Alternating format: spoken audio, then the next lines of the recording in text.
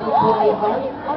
With all humility po, our standard bearer, ay isa lamang po cum laude, lamang, cum laude from the College of Education.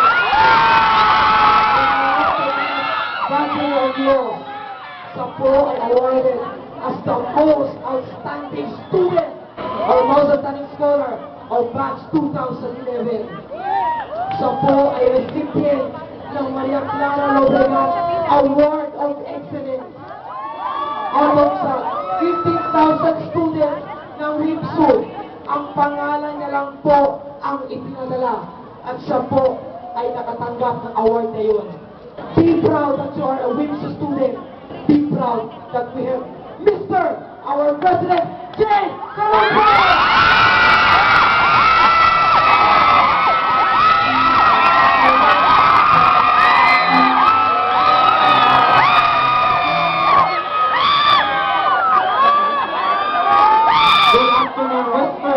State University. Fortunately, marami po ang nalunod sa Titanic. The movie we will see depicting people surviving for their lives.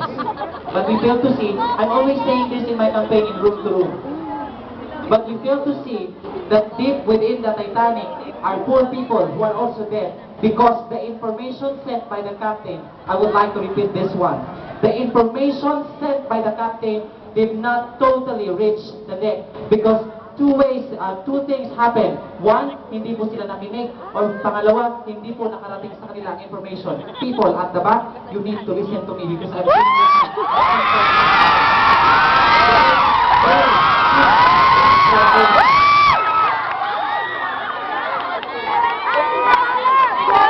Ladies and gentlemen, 2 years ago, hindi po buklod ang nasa Student Council.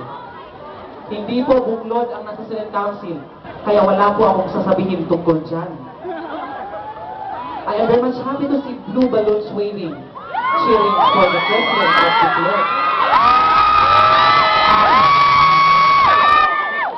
Ang sabi nga po nila, WIPSU is turning green this year because this year we want a greener pasture.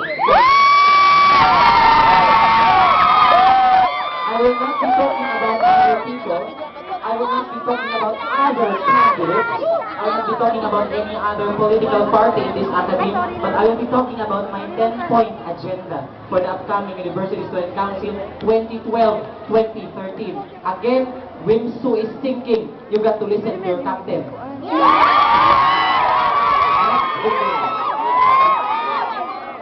First agenda. I'm sorry. First agenda. Kapag buklod po ang binoto niya sa Student Council, hindi po natin puputulin ang mga